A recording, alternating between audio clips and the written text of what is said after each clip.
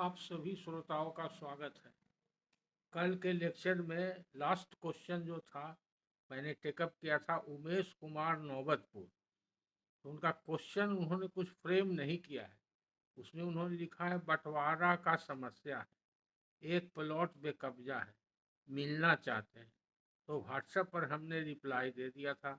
और अगर वो मिलना चाहते हैं तो उमेश कुमार जी को भी सूचित कर रहा हूँ, या बहुत सारे ऐसे व्यक्ति हैं जो हमसे व्हाट्सएप से जुड़े हुए हैं या मेरे चैनल से जुड़े हुए हैं, चैनल के सब्सक्राइबर हैं या बराबर मेरा वीडियो लेक्चर सुनते हैं।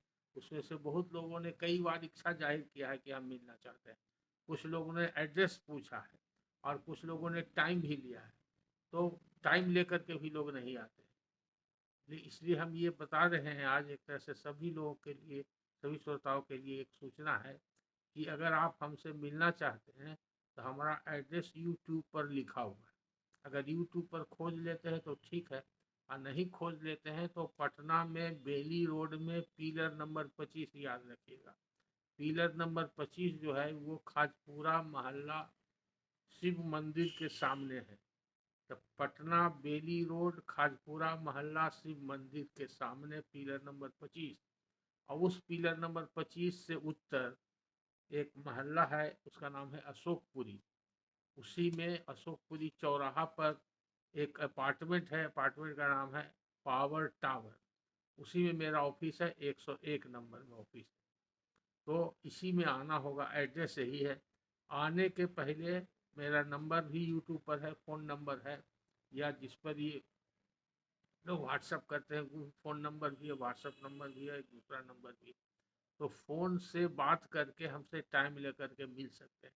जनरली सुविधा होगी बाहर से आने वाले लोगों को शनिवार या रविवार, जब हाई कोर्ट बंद रहता है या उसके अलावे कोई अन्य छुट्टी रहती है, तो छुट्टी के दिन में हमेशा ऑफिस खुला रहता है। दिन में 12 बजे से लेकर के रात के 10 बजे 9 बजे तक खुला रहता है।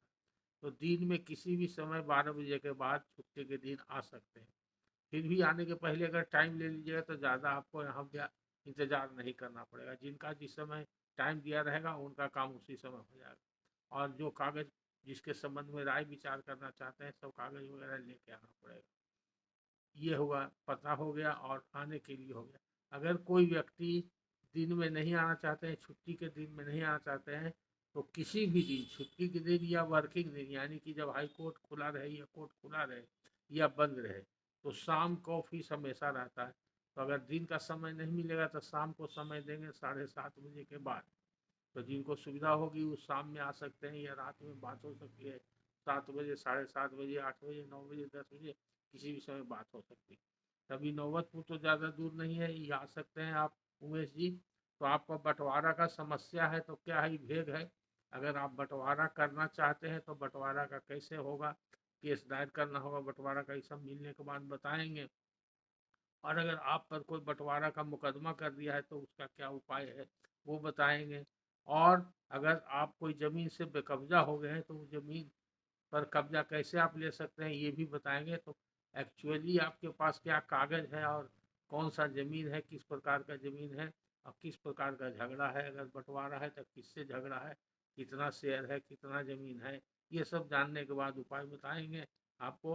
तो आपको व्हाट्सएप पर भी हम मैसेज दिए हैं और इस प्रश्नोत्तरी कार्यक्रम के माध्यम से भी आपको हम जवाब दे रहे हैं कि आप समय लेकर के जब चाहिए हमसे मिल सकते हैं। जब हम आपको समय देंगे उस समय आइए। इन्होंने और कोई ऐसा प्रश्न नहीं किया जिसका कि आज के लेक्चर में जवाब देने का गुंजाइश हो। उसके बाद का प्रश्न है सतीश कुमार एडवोकेट पटना। ये वकील साहब बराबर प्रश्न करते रहते हैं। इनका प्रश्न जनरल टाइप का है, कुछ माने पूछे हैं। कहीं पर लिखा हुआ देखें, जनरली डीड में ये सब लिखा रहता है, विभिन्न प्रकार के डीड में लिखा रहता है, डॉक्यूमेंट में रहता है। हमगी तमामी मवाजी लायक बसे के सकना, इसका माने पूछे हैं। हमगी तमामी, हमगी तमामी मतलब कुल, टोटल, सब मिलाकर। और मवाजी का मतलब, मवाजी कहते हैं क्वेंटम को। मवाजी का मतलब कितना एरिया होगा उसके पहले लिखा जाता है, क्वेंटम कितना है। उसमें आगे लिखा हुआ हमगी तमामी ममाजी अराजी 4 कट्ठा 5 धूप, उसी तरह से लिखा हुआ होगा। तो एरिया को डिफाइन करता है मवाजी। जैसे रुपया के पहले लिखते हैं अंके रुपया 50, है ना, या मौलिक 50 रुपया। तो उसी तरह से जमीन के बारे में जब लिखते हैं तो मवाजी उसको लिखते हैं, और रुपया में लिखते हैं तो उसको लिखते हैं मौलिक 50 रुपया उर्दू में, और हिंदी में लिखते हैं अंके 50 रुपया। तो उसी तरह से हमगी तमामी मवाजी मतलब टोटल टोटल अराजी जो है कितना है, कै कट्ठा कै धूर कै बीघा, उसके पहले ही वर्ड लिखा जाता है, क्वालिफाइंग वर्ड है। और उसके बाद लिखा हुआ है लायक बसे के सकना। लायक माने योग्य, बसेगे सकना मतलब सकना माने रेसिडेंशियल, जो बसने लायक हो, जिसमें बसने लायक हो, जिसको बसो बास की जमीन बोलते हैं या बासगी जमीन बोलते हैं। तो वैसी जमीन जो बास की जमीन हो, जिसको गांव में कहीं कहीं डीह जमीन भी बोलते हैं, जिसमें घर मकान दुकान दलान बनाया जा सकता है, अब वास किया जा सकता है, निवास किया जा सकता है। तो वैसा अगर किसको व्यक्ति मान लिए कि 4 कट्ठा जमीन बेच रहा है, बसो बास की जमीन है या बास की जमीन है या गांव की डीह जमीन है, तो वो लिखेगा हमगी तमामी मवाजी अराजी 4 कट्ठा लायक वसे के सकना। तो ये इसका माने समझ गए। और सकना का मतलब होता है, सकना से ही वर्ड बना है साकिन मौजा। जैसे कोई व्यक्ति जैसे नौबतपुर का कोई रहने वाला है तो उसको लिखेंगे राम प्रसाद सिंह साकिन मौजा नौबतपुर, या निवासी मौजा नौबतपुर, या बासिंदा भी उसको बोलते हैं। तो साकिन इसी से बना है, साकिन का हुआ सकना का मतलब रहना, रहने वाला कहाँ के, अंग्रेजी में उसको बोलते हैं रेजिडेंट्स ऑफ, कहाँ का निवासी है। तो कहाँ उसका साकिन है, साकिन का हुआ बाद सकना माने बसने लायक, बसे के सकना। उसी तरह से फिर अगला वर्ड लिखे हैं वली। वली और बवलायत दो वर्ड है। वली का मतलब होता है गार्जियन, अब बवलायत का मतलब है अंडर दी गार्जियनशिप ऑफ। अगर कोई माइनर के तरफ से कोई व्यक्ति कोई काम करता है जो मेजर है, तो वो लिखता है, जैसे अंग्रेजी में लिखते हैं Ram Prasad Singh minor under the guardianship of his father, तो लिखा जाएगा minor under the guardianship of father. उसी तरह से लिखा जाएगा राम प्रसाद सिंह नाबालिग बावलायत पेदर बली वो खैर खां। वली का माने गार्जियन, और खैर खां का मतलब हुआ बेल विषय। ऐसा लिखा जाता है, सब क्वालिफाइंग वर्ड है कि माइनर, सीपीसी में भी प्रावधान है कि माइनर के अगेंस्ट में भी मुकदमा हो सकता है और माइनर के बिहाफ में भी मुकदमा हो सकता है। तो कौन करेगा, या माइनर के बिहाफ में ज़मीन बेचा जा सकता है या माइनर के नाम में ज़मीन खरीदा जा सकता है। तो रिप्रेजेंट माइनर कैसे होगा, तो उसका कोई गार्जियन होगा, या तो नेचुरल गार्जियन हो या उसका फैमिली का जो गार्जियन हो, करता हो, जनरल करता भी गार्जियन माना जाता है फैमिली में। अगर उसका अपना पिता है तो भी गार्जियन होगा हिंदू लॉ के अंतर्गत। और मोहम्मदन लॉ में कोई भी मेल मेंबर होता है तो फादर और ग्रैंड फादर ये सब गार्जियन होता है। और कोर्ट से भी गार्जियन अपॉइंट होता है, उसके लिए अलग प्रावधान है गार्जियन एंड वार्ड्स एक्ट में। तो उसमें गार्जियन बहाल हो गया माइनर का, पर्सन का, प्रॉपर्टी का। तो जो भी गार्जियन होगा वो एक्शन ले सकता है। और सीपीसी में कोई मुकदमा में अगर कोई मुद्दाले बन गया माइनर और उसका गार्जियन कोई नहीं है उस सूट में, माइनर को बना दिया गया है, तो सूट इनवैलिड होगा। अगर वैसा अगर है तो उसमें कोर्ट उसको गार्जियन बहाल करता है। सिविल कोर्ट, मुंसिफ कोर्ट, सब जज कोर्ट, जो भी कोर्ट में केस है, तो उसको बोलते हैं गार्जियन एड लाइटम, जो कानूनी तरीके से कोर्ट के द्वारा किसी मुकदमा में नाबालिग के तरफ से उस मुकदमा को देख रेख करने के लिए कोर्ट इसको गार्जियन अपॉइंट करता है। तो वो जो गार्जियन एंड वार्ड्स एक्ट में प्रावधान है उसमें गार्जियन बहाल करने का डिस्ट्रिक्ट जज को पावर है। उससे अलग हट करके सीपीसी में सूट बाई माइनर पर्सन का एक अलग चैप्टर है सीपीसी, उसमें देखिएगा तब मिलेगा। उसमें हो जाएगा गार्जियन जो होता है बहाल करने का पावर कोर्ट को है, जिसको गार्जियन एड लाइटम बोलते हैं। तो वो कोई भी गार्जियन अगर रिप्रेजेंट करता है तो लिखता है for and behalf of the minor, तो उसी को बोलते हैं वली। अब बाबला का मतलब हुआ under the guardianship of, Wilayat का मतलब हुआ अंडर दी गार्जियन, सीधा मतलब हुआ वली का मतलब गार्जियन, अब वलायत मतलब हुआ अंडर दी गार्जियनशिप ऑफ। अब अगला प्रश्न है वकील साहब सतीश कुमार जी का कि क्या बड़ा भाई छोटे भाई को जमीन बेच सकता है? क्यों नहीं बेच सकता है? क्या बड़ा भाई छोटे भाई का जमीन बेच सकता है? अब ये भी प्रश्न है जब आप क्लियर नहीं करते हैं फैक्ट। तो अगर छोटे भाई का जमीन है, ये कहना है क्या बड़ा भाई छोटे भाई का जमीन बेच सकता है? अगर छोटे भाई का जमीन है यानी छोटे भाई का पर्सनल प्रॉपर्टी है, तो बड़ा भाई नहीं बेच सकता है, सीधा जवाब है। लेकिन अगर आपका कहने का सेंस ये है कि अगर कोई प्रॉपर्टी है जो छोटे भाई के नाम से खरीदा हुआ है, तो बड़ा भाई बेच सकता है कि नहीं? तो दो कंडीशन में बेच सकता है। अगर छोटा भाई का डेथ हो गया है और परिवार में और कोई नहीं है, उसका बड़ा भाई उसके परिवार में और है, तो बड़ा भाई उसको बेच सकता है। दूसरा स्थिति है कि अगर वो ज्वाइंट फैमिली में बड़े भाई ने या घर के जो कर्ता थे, वो कर्ता धर्ता ने उस छोटे भाई के नाम से जमीन खरीदा और ज्वाइंट फैमिली के इनकम से खरीदा गया, तो उस ज्वाइंट फैमिली के जरूरत के लिए बड़ा भाई अगर घर का कर्ता है या गार्जियन है, तो वो बेच सकता है। तो कुछ कंडीशन में है कि बेच सकता है, कुछ कंडीशन में नहीं बेच सकता। तो अगर ये प्रॉपर्टी छोटे भाई का सेल्फ एक्वायर्ड प्रॉपर्टी है, तो बड़ा भाई नहीं बेच सकता। लेकिन अगर बड़ा भाई ने ही खरीद लिया है छोटे भाई के नाम से, तो बेच सकता है। या ज्वाइंट फैमिली की ने खरीदारी हुई है कर्ता के द्वारा, ज्वाइंट फैमिली की प्रॉपर्टी है, तो बड़ा भाई ज्वाइंट फैमिली में ज्वाइंट फैमिली के फायदे और जरूरत के लिए बेच सकता है, या छोटे भाई के फायदे के लिए भी बेच सकता है, उसके भी आप में बेच सकता है। तो दोनों स्थिति है, ये डिपेंड करता है फैक्ट सिचुएशन के ऊपर। इसलिए अगर पर्टिकुलर फैक्ट सिचुएशन में लॉ बदलते जाता है, फैक्ट जब बदल जाएगा तब लॉ भी बदल जाएगा, लेकिन प्रिंसिपल ऑफ लॉ एक ही रहता है। फैक्ट चेंज होगा तो उस हिसाब से बदल जाएगा सिचुएशन। दूसरा इसमें आप लिखते हैं कि छोटे भाई का जमीन बेच दिया है और उसका म्यूटेशन भी हो गया है।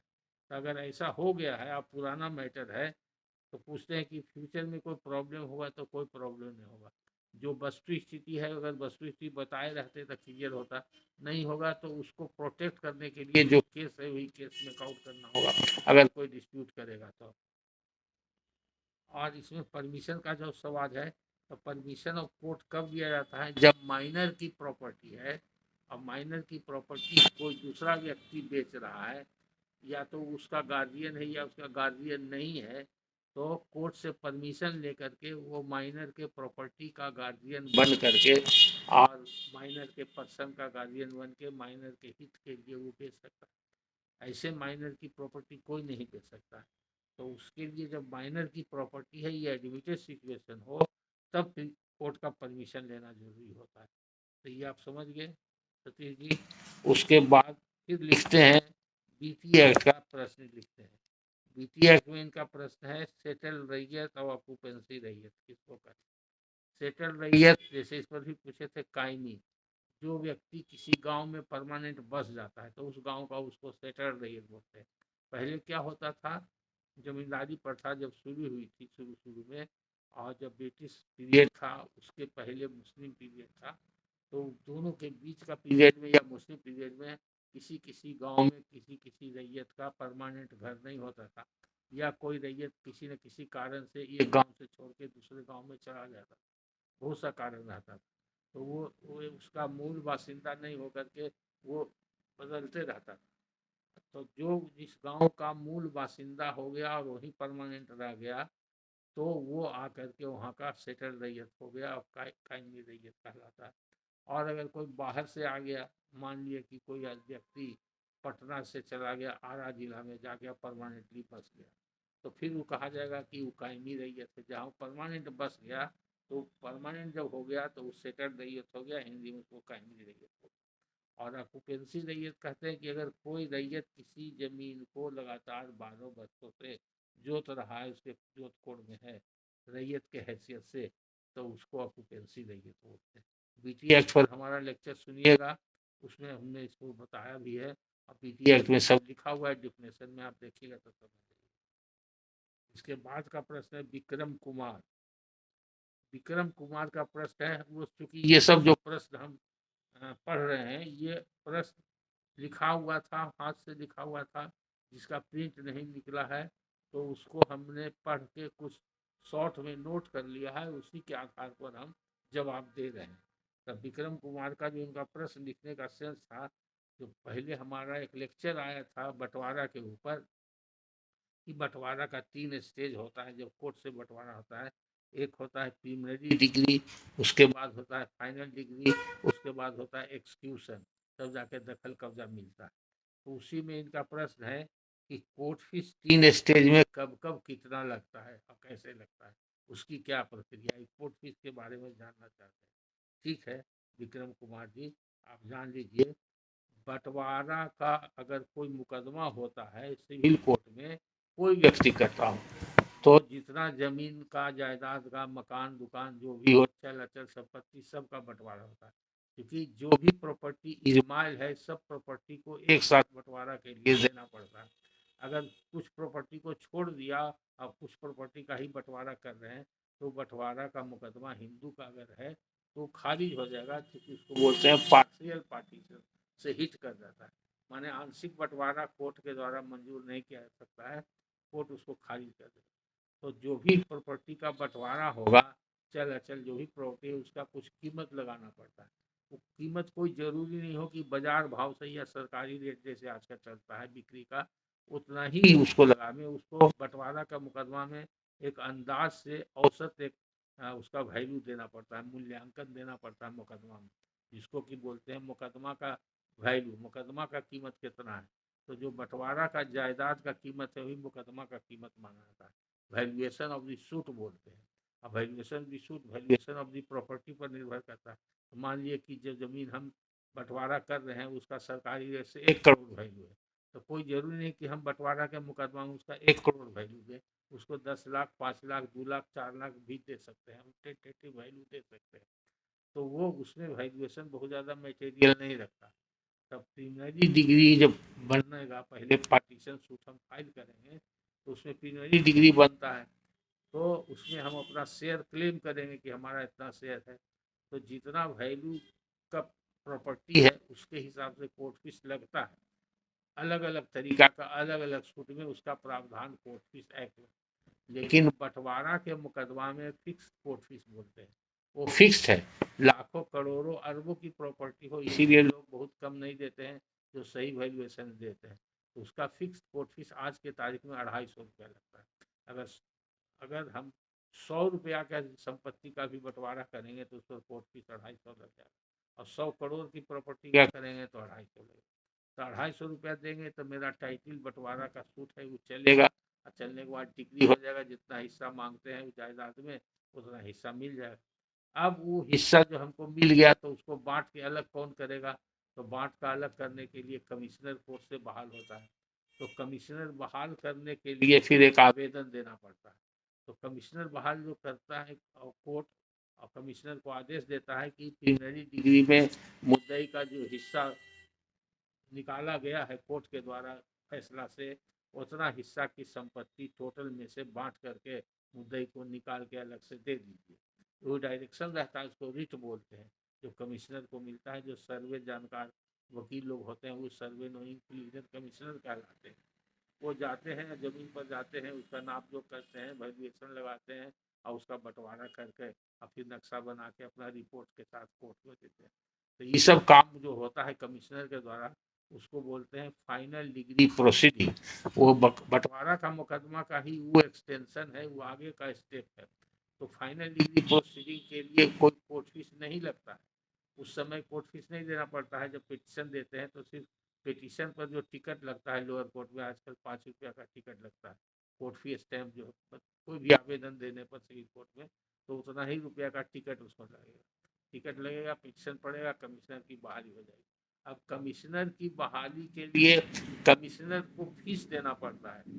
तो वो उसके लिए प्रावधान बना हुआ है सिविल कोर्ट रूल्स में, कि कमिश्नर का कितना फीस होता है, नापने का कितना होता है, रिपोर्ट बनाने का कितना होता है, एक दिन का कितना होता है, वो सब वो कमिश्नर अपना बिल बना के देता है। 2000, 4000, 10,000 बंटवारा का मुकदमा में जितना समय लगेगा या जितना जायदाद रहेगा उतना ज़्यादा बिल होगा। तो आज के तारीख में 4-5 हज़ार से कम नहीं आता है कमिश्नर का बिल, और अगर बड़ा मैटर है तो 20-25-50 हज़ार भी हो सकता है, 1 लाख भी हो सकता है कमिश्नर का। तो वो जो कमिश्नर का खर्चा होगा और कमिश्नर जो बिल देगा, वो मुद्दई जो बंटवारा का मुकदमा करता है उसी को देना पड़ता है। तो वो कोर्ट फीस नहीं हुआ, कमिश्नर का फीस हो गया। फाइनल डिग्री प्रोसीडिंग के दौरान ही खत्म हो जाता है। तो कमिश्नर जो रिपोर्ट बना के दे देगा, कोर्ट उसको अगर मंजूर कर लिया, एक्सेप्ट कर लिया, तो ही जो कमिश्नर का रिपोर्ट और नक्शा होता है वही फाइनल डिग्री माना जाता है। कोर्ट जब उसको मंजूर कर लिया तो एक माना जाता है कि फाइनल डिग्री बन गया, क्योंकि नक्शा में दिखा देता है कि ये जमीन मुद्दई का है, ये जमीन मुदाले का है, और इतना जमीन मुद्दई का है, इतना मुदाले का है, इसका वैल्यू इतना है, इसका वैल्यू इतना, वो सब उसके नक्शा से और रिपोर्ट से क्लियर हो जाता है। अब उसके बाद जो फाइनल डिग्री फिर बनता है, डिग्री बनता है क्योंकि डिग्री का फॉर्म होता है जिसमें कि मुद्दई मुदाले का नाम, पता, जमीन का विवरण सब लिखा रहता है। तो डिग्री के फॉर्म पर बनाने के लिए फिर जब कमिश्नर अपना रिपोर्ट दे देगा और कोर्ट उसको एक्सेप्ट करेगा, तब कोर्ट आदेश पारित करेगा कि मुद्दई जो है इस पर कोर्ट फीस दे फाइनल डिग्री बनाने। तब फाइनल डिग्री का जो बनता है वो कोर्ट फी स्टैंप बोलते हैं, स्टैंप के रूप में दिया जाता है। जैसे सेल डीड होता है, कचहरी में जाके रजिस्ट्री कचहरी में कोई के वाला रजिस्ट्री होता है तो उस पर जो स्टाम्प लगता है, जैसे कि नोट छपा रहता है उस तरह का छपा हुआ स्टाम्प रहता है, जिसको बोलते हैं नॉन जुडिशियल स्टैम्प। दो तरह का स्टाम्प होता है, एक जुडिशियल स्टैम्प, एक नॉन जुडिशियल स्टैम्प।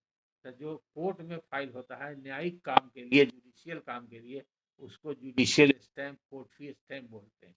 और जो रजिस्ट्री कचहरी में स्टैंप लगता है कोई डॉक्यूमेंट को रजिस्ट्री करने के लिए, उसको नॉन जुडिशियल बोलते हैं। न्यायिक कार्य से अलग हट करके है, तो उसको नॉन जुडिशियल स्टैंप बोलते हैं। तो नॉन जुडिशियल स्टैंप उस पर लगता है क्योंकि ये बंटवारा का एक डॉक्यूमेंट हो गया, इंस्ट्रूमेंट वो कहलाता है उस स्टैंप एक्ट के अंतर्गत। तो उसमें जैसे सेल डीड में, स्टैंप एक्ट में जो सरकार का रेट है, जैसे 1 लाख रुपया में 8% है तो 8,000 लगेगा। उसी तरह से अगर कोर्ट का फाइनल डिग्री जिस मुकदमा में होगा, अगर वो 1 करोड़ का है तो उसका 8% लग जाएगा, यानी कि 8 लाख रुपया स्टैंप ड्यूटी लगेगा, तब जाके फाइनल डिग्री स्टैंप पर उसको बनाया जाएगा। उसको बोलते हैं, अंग्रेजी में वर्ड है इनग्रोस्ड upon stamp of requisite value. तो जो स्टैंप सरकारी खजाना से मिलता है, ट्रेजरी से मिलता है, उतना वैल्यू का स्टैंप देने से उसी के ऊपर फाइनल डिग्री इनग्रोस हो जाता है, उसी के ऊपर वो टाइप हो जाता है या हाथ से लिखा जाता है। वो किरानी ऑफिस का जो होता है वो लिखता है, बनाता है, बाद में जज का उस पर दस्खत और मोहर होता है, तो वो फाइनल डिग्री पक्का होता है। अब उस पर आगे कार्रवाई हो सकता है। खरीदने बेचने का, कब्जा लेने का काम उसके आधार पर होगा। अगर वो स्टैम्प नहीं देगा तो उस पर आगे कार्रवाई नहीं होगा।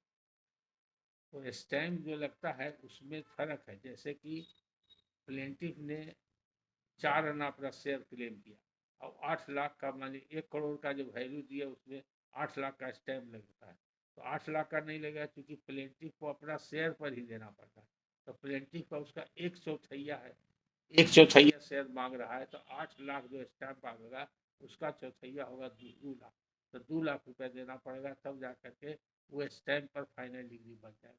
तो जहाँ तक रहा कोर्ट फीस का सवाल आप जानना चाहते हैं, तो शुरू में तो 250 रुपया लगेगा, फिर कमिश्नर रिपोर्ट जो देगा और वैल्यूएशन के हिसाब से उस पर जो सीधा रिपोर्ट देगा उतना रुपया का स्टैम्प देना है। तो उसमें से जो मुद्दई का शेयर है वो अपने शेयर के हिसाब से देगा, और बाकी स्टैम्प जब मुदाले चाहेगा डिग्री हम अपने भी डिग्री बना करके लें, अपना डिग्री भी हम बनवा लें, तो मुदाले को देना पड़ेगा। तो जिसका जिसका जितना शेयर है वो अपने शेयर के हिसाब से स्टैम्प ड्यूटी देगा, और उतना का वो देगा स्टैम्प, तब उसका डिग्री उसको मिलेगा। तो ये रहा आपको कोर्ट फीस के बारे में विक्रम कुमार जी, तीनों स्टेज में आपका हो गया। अब तीसरा स्टेज आएगा एक्सक्यूशन का। एक्सक्यूशन का स्टेज कब आएगा? जब फाइनल डिग्री बन गया और फाइनल डिग्री का रिपोर्ट एक्सेप्ट हो गया और उस पर मुहर वहर लग गया कोर्ट का, तब जो मुद्दई है जो बंटवारा का मुकदमा करेगा वो कहेगा कि हमको कब्जा मुदाले नहीं दे रहे हैं, हमारा जो तख्ता बट के अलग मिला है, हमारा जो दाज हिस्सा या पट्टी या तख्ता उसको बोलते हैं, तो हमारे नाम में जो कमिश्नर ने बना करके दिया है तख्ता, उस पर हमको कब्जा दिला दिया जाए कोर्ट के द्वारा, तब उसको एक्सक्यूशन बोलते हैं। तो एक्सक्यूशन के समय कोर्ट फीस नहीं लगता है, मामूली जो पिटीशन पर 5 रुपये का टिकट लगता है वही 5 रुपये का टिकट लगता है। और उसके बाद जाएगा, कमिश्नर जाएगा या कोर्ट से नाजिर जाएगा, तो वो दखल कब्जा दिलाएगा। तो उस दखल कब्जा दिलाने के लिए नाजिर जो जाएगा या कमिश्नर जाएगा, तो उस समय जो कुछ फीस, कम फीस लगता है, उस समय नाजिर का और कमिश्नर का फीस वगैरह देना पड़ता है चपरासी। अगर मान लीजिए कि कोई जमीन पर कब्जा करने नहीं दिया या मकान दुकान खाली नहीं कर रहा है, कब्जा करने नहीं दिया, बल प्रयोग किया, तो पुलिस बल की आवश्यकता होगी। तो पुलिस बल बिना मजिस्ट्रेट के नहीं भेजा जा सकता। तो मजिस्ट्रेट का बहाली होता है, कोर्ट चिट्ठी लिखता है जिला अधिकारी को कि आप मजिस्ट्रेट नियुक्त कीजिए, और एसपी को लिखता है कि आप पुलिस फोर्स दीजिए, क्योंकि 5-6 पुलिस फोर्स रहेगा, राइफलधारी फोर्स रहेगा, उसके साथ एक मजिस्ट्रेट रहेगा, और तब कोर्ट का नाजिर रहेगा या वकील कमिश्नर रहेगा, वो सब मिल करके जाएगा, तब दखल दिलाएगा। तो इसी स्थिति में उन लोग का जो खर्चा होता है 2,000, 4,000, 5,000, 10,000, वो एक दिन में मजिस्ट्रेट का कितना फीस होता है सैलरी के हिसाब से, पुलिस लोग का कितना सैलरी होता है, सब जोड़ डाल के थाना वाला जो रिपोर्ट आता है एसपी ऑफिस से आता है, वो आता है इतना रुपया जमा कीजिए, और डीएम ऑफिस से आता है इतना रुपया जमा कीजिए, वो कोर्ट को आता है, उसी हिसाब से कोर्ट आदेश करेगा इतना रुपया जमा कीजिए, तब मजिस्ट्रेट और पुलिस जाकर के आपको दखल देगा। तो ये सब खर्चा होता है, तो कुछ कोर्ट फीस के मद में होता है और कुछ एक्सपेंडिचर के मद में होता है। तो इसको आप समझ लीजिए कि सब कोर्ट फीस नहीं है, कोर्ट फीस अलग अलग है। कोर्ट फीस शुरू में 250 रुपया लग गया, और फाइनल डिग्री प्रोसीडिंग में जब स्टैंप पर बनेगा तब कोर्ट फीस लगेगा, स्टैंप लगेगा, और बाकी स्टेज में पिटीशन लगेगा, और कमिश्नर का फीस अलग हो गया, एक्सक्यूशन में स्टैंप का फीस लगेगा 5 रुपया, और बाकी दखल दहानी दिलाने में एक्सक्यूशन में पुलिस फोर्स का या नाजिर का जो रिपोर्ट आएगा उसका खर्चा लगेगा। तो सब नॉमिनल है, बहुत ज़्यादा नहीं लगता है। इसके बाद एक प्रश्न है, अनुराग कुमार गुप्ता एडवोकेट गया से,